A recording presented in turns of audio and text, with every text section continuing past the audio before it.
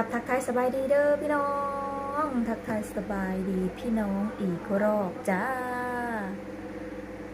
เขาเวียกเขาการคือเก่าเมาเย็บสิบนักเรียนจ้าพี่น้อง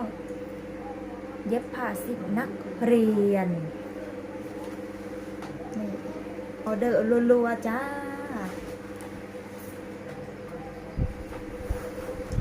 เย็บผ้าสิ้นนักเรียน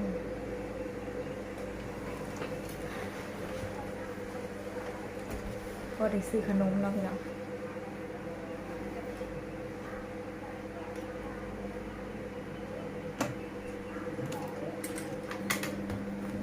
เป็นอันนี้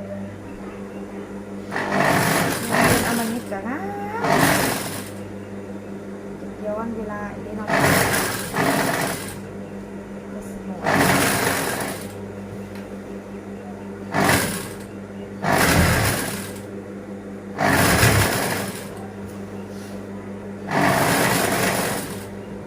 จากกระดักดังหน่อยโอ้ย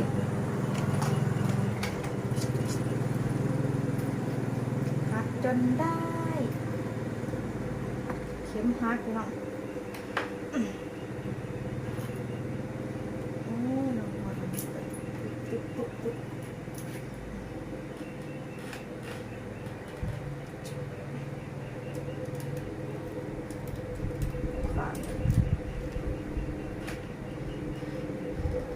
มันจัก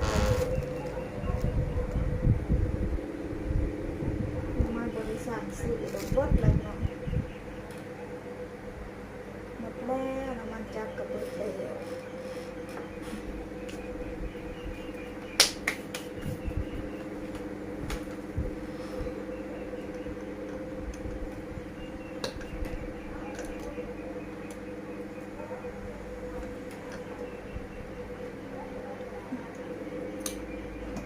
มันอัน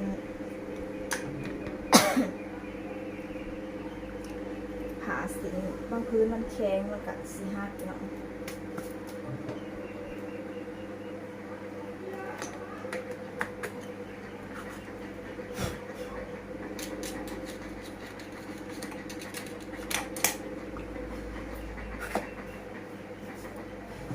แผลจักแผลเข็ม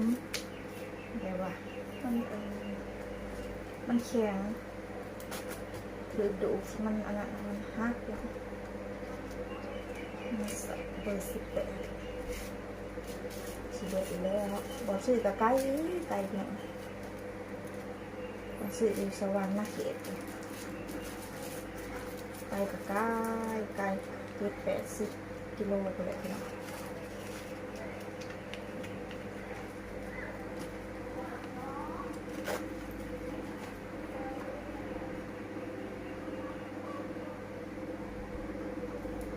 ตัวใส่มาเฉยเนาะ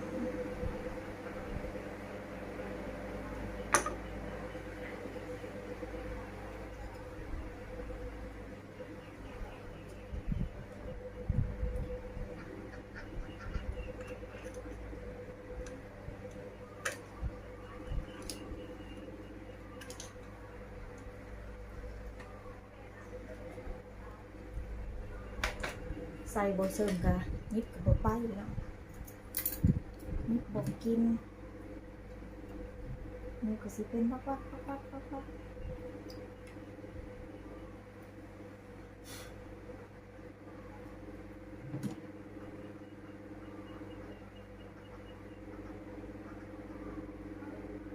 โอ้ยเนี่ยเข็มกับโบซองใกล้ๆกับโบเห็นนี่เนาะมันอยู่สิใดวะหูเข็มนี่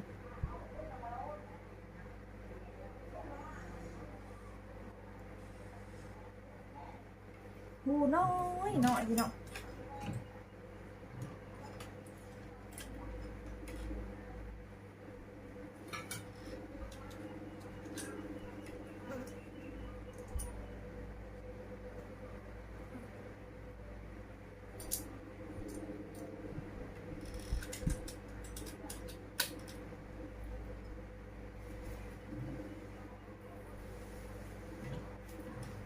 นี่สิสุดแบบ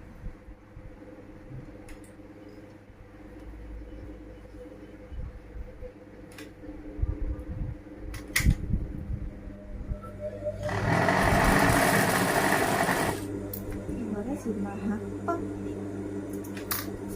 เสียงคนฮักกระด้างพี่น้องตกใจ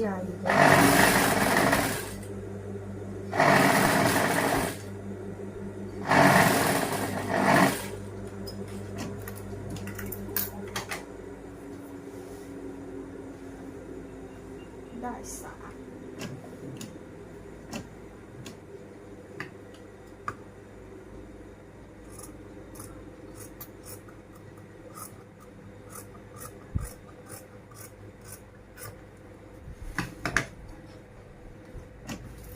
สิ่งเรียนก็ได้ใส่ธงได้พี่น้อง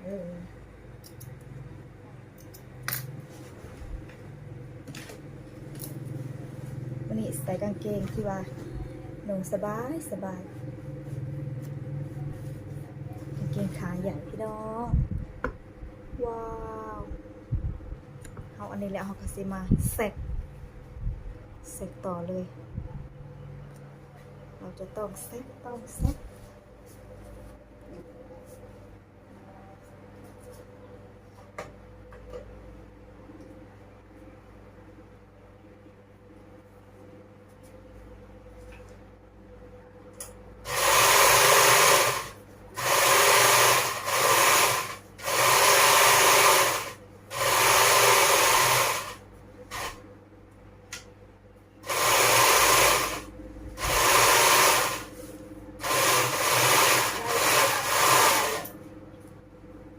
Ý vậy mà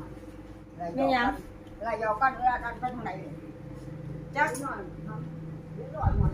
lại hai con thịt con nó không có áo quần con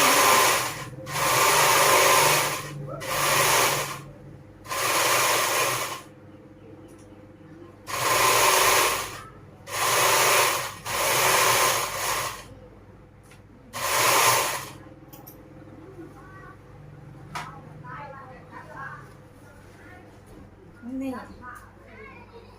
เพราะว่านักเรียนเพิ่นผู้ใหญ่ได้พี่น้องนักเรียนม.4 ม.5สีมันหอมเขาก็ได้สาบเอาจังสีเขาก็ได้สาบเอาตำแล้วเลยเอาไปกินละพวกท่านอยากเขาสู้กินละน้องพรกับหลาน น้องแพรวาบ่เตี้ยตำมะฮุงให้หลานกิน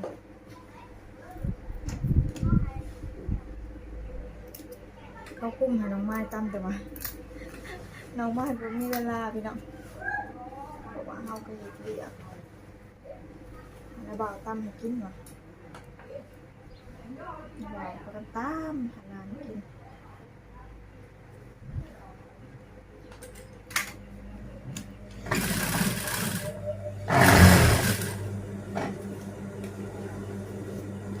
น้องไม้กินข้าวสวยพี่น้อง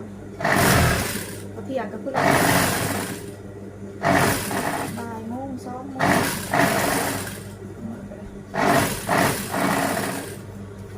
บอกน้องมากินข้าวสวย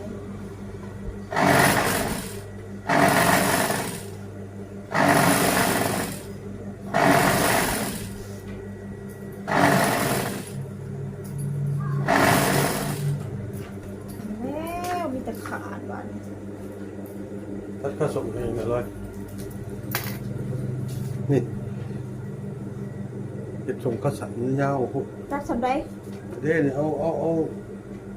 คืนก่อนนิดหน่อยคืนขึ้นมานิดหน่อย จากนี้เอาส่งไปแล้วบ้างโซเอส เอาขึ้น22ได้บ่ มาชอบๆให้ลาบเลยพี่ เอาขึ้นไหม 19 เออ นี่มัน21เอา19บ่ ได้10ก็เอามาสิ นี่ เออ อันนี้ 19เพื่อพับดิ19ก็เพื่อพับอีกมัน ผักเฮาเผือเอง เออ 19วางนี่ เออ ถึง18วางหัวเข่า เออมันเป็นหัวเข่ามันบ่ให้ 18หรือ19 เอา18 18 ก็ได้หนุ่มนี่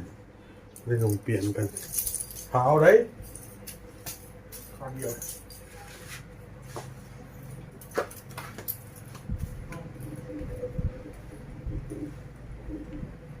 หาเอาแป๊บหนึ่งยิบซูก่อนพี่น้องสิตามเพื่อน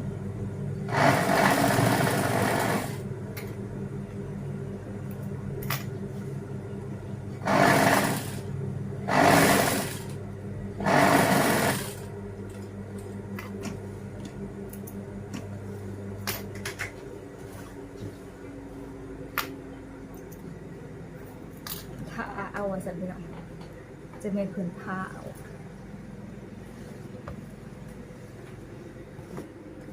มีสุดท้ายยาวมาตัดเป็นขาสั้นพี่น้อง